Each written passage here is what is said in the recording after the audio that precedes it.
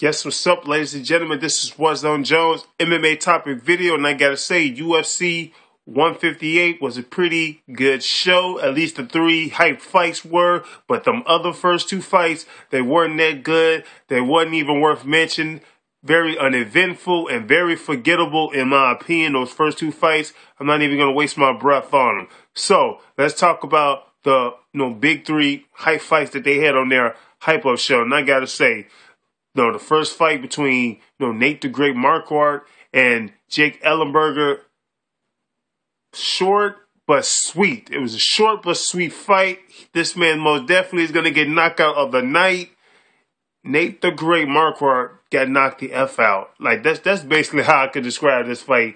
Nate Marquardt got knocked the F out. He didn't look great. Nate the Great didn't look great. He just didn't. It wasn't his night. I guess I could put it to you like that. It wasn't his night. But it damn sure was Jake Ellenberger's night.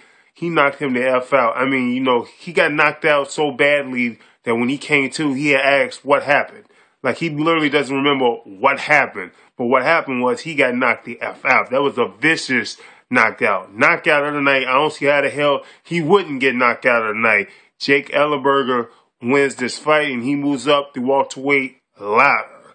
So, next fight, we had Johnny Hendricks versus Condit. And this fight right here, best fight of the night. It was a really, really good fight. And one of the reasons why this fight was so damn good was because both of these guys felt like they had something to prove.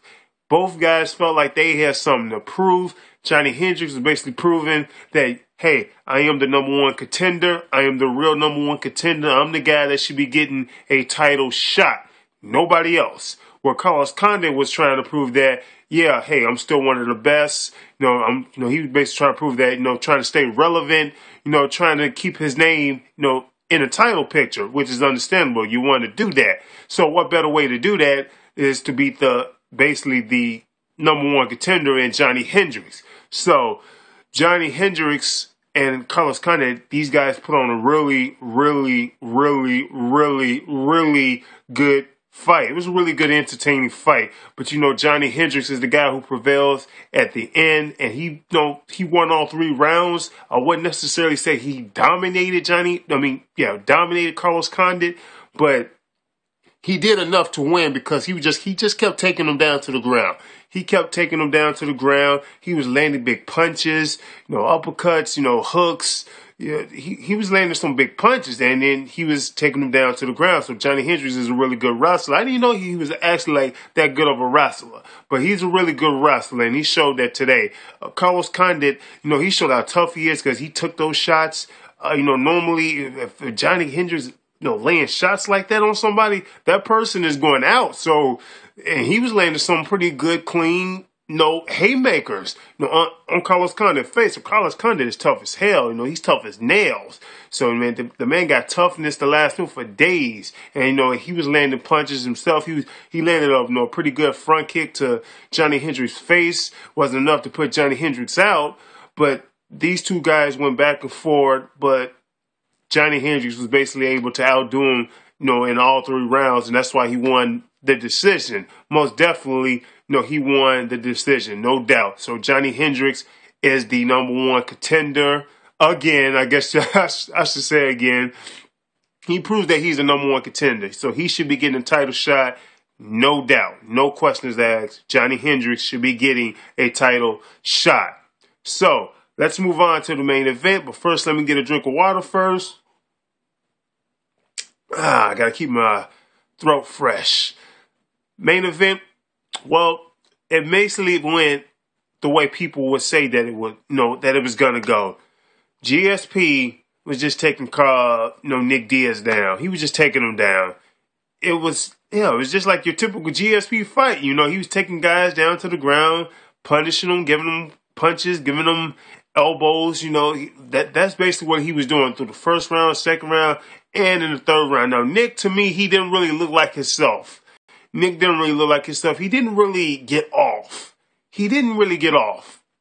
But that's because GSP was able to take him down. So he took Nick down to the ground most of the time, which we all knew that he was going to do. Nick Diaz, I don't think is strong enough physically. He's not strong enough physically to stop GSP, because, you know, if you look at GSP's physique, and you see how muscly he is, and you see how skinny Nick Diaz is, he's not going to really be able to take him down most of the time. Now, Nick Diaz did stuff some of his takedowns. He stopped some of his takedowns, but he still got taken down most of the time. He was getting hit with punches and elbows. And then sometimes when the bell would ring, Nick Diaz would, you know, like talk, you know, trash to him. At one point, he swung a punch at GSP while he was on the ground. And once the bell had rung, he swung a punch at him.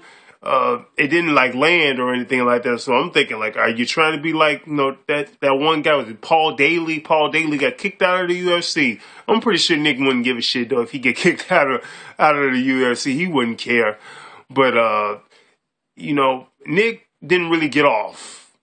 But that's because GSP neutralized all that. And then in the third round, I would say the third round was the best that Nick Diaz had did in the whole fight. The end of the third round, he jabbed, he hit him with a couple of punches, but that was basically it from Nick Diaz in that third round. But the rest of the round, it was all GSP. He was jabbing with him. He was hitting him in the face. He was giving him Superman punches. He was constantly hitting him with jabs. So GSP got really good jabs, ladies and gentlemen. So his jabs may be a little bit underrated because you're always worried about his takedown. GSP he stood up with him a little bit and he took him down a little bit. He stood up with him a little bit and he took him down a little bit. So GSP still a champ. GSP, we'll see who he's going to fight next. He should be fighting Johnny Hendricks next. You know, GSP, we want to see him fight Anderson Silva, but I don't know if that fight is going to happen this year. I doubt it. So, but the GSP and Johnny Hendricks fight does look interesting, and I damn sure want to see it. I want to see that fight happen. So, this is What's on Jones. If you haven't done so, please subscribe to my channel. You won't get a ticket if you click that subscribe button. So go ahead and click that subscribe button. I'm out. Deuces.